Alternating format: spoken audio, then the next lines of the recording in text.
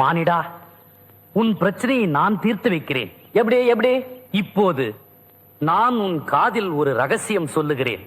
அதை அப்படியே நீ அவர்களுக்கும் சொல்லிவிடு. உன் சிக்கல் தீர்ந்துவிடும்.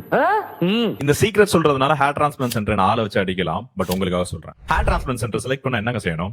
ஒன்னு, வேற லெவல்ல ரிசல்ட்ஸ் கொடுக்குறாங்களா, அதை அஃபோர்டபிள் ரேட்ல கொடுக்குறாங்களா? வேற லெவல் ரிசல்ட்ஸ் கொடுக்கணும் என்ன செய்யணும்? ப்ராப்பரான எக்ஸ்பர்ட்ஸ்ட பெஸ்ட் டெக்னிக்ல பண்ணணும். பெஸ்ட் டெக்னிக்ஸ் அப்படினாலே சஃபேர் டிஹெச் நமக்கு தெரியும், ரொம்ப சிம்பிள். ரெண்டாவது மேட்டர் தான் இங்க வந்து பெரிய குளறுபடியே. ஒரு சர்வீஸ் பேஸ்ட் இண்டஸ்ட்ரி அப்படின்றனால ஒவ்வொருத்தவங்க ஒவ்வொரு சொல்லிட்டு இருக்காங்க. அங்கதான் ஒரு பெரிய ஸ்கேமே நடக்குது. நம்ம என்ன செய்வோம்? ஒரு 4 கிளினிக்கை ரிவ்யூ பண்ணுவோம். கடைசியில ஒரு 2 கிளினிக்ல வந்து சிக்கிக்கும். அந்த 2 கிளினிக்லயும் ரிசல்ட் நல்லா இருந்துச்சுன்னா நம்மளோட டெசிஷன் வந்து காஸ்ட் பேஸ் பண்ணி தான் இருக்கும். யார் சீப்பா கொடுக்குறாங்களோ அவங்கள்ட்ட தான் போவோம். அதுக்கு தான் இங்க ஃபுல் ஸ்டாப்பே வைக்க போறோம். நீங்க பண்ண வேண்டியதெல்லாம் ஒரே ஒரு விஷயம் தாங்க. எப்பயும் போல அந்த 4-5 கிளினிக் வந்து அனலைஸ் பண்ணுங்க. கடைசியா கீழே போட்டிருக்க இந்த சீக்ரெட் நம்பருக்கு உங்க போட்டோஸ் அனுப்பிட்டு எவ்வளவு காஸ்ட் ஆகும் அப்படின்ற மாதிரி கேளுங்க. ஃபார் எக்ஸாம்பிள், அவங்க உங்களுக்கு ஒரு பெஸ்ட் ரேட் கிடைச்சிருக்கும்ல, அந்த ரேட்டோட அவங்க ஜாஸ்தியா சொல்லிட்டாங்கன்னா உங்களுக்கு ஜாக்பாட் தான். அவங்க அந்த பெஸ்ட் ரேட்டுக்கு மேல 10% டிஸ்கவுண்டோட உங்களுக்கு ஹேர் டிரான்ஸ்பிளான்ட் பண்ணி தான் ஆகணும். அந்த சீக்ரெட் நம்பரை சீக்கிரம் அனுப்பு ப்ரோ அப்படின்னு சொன்னீங்கன்னா எனக்கு இந்த வீடியோ ஷேர் பண்ணிட்டு சீக்ரெட் அப்படின்னு மட்டும் டைப் பண்ணுங்க, நானே உங்களுக்கு அனுப்புறேன்.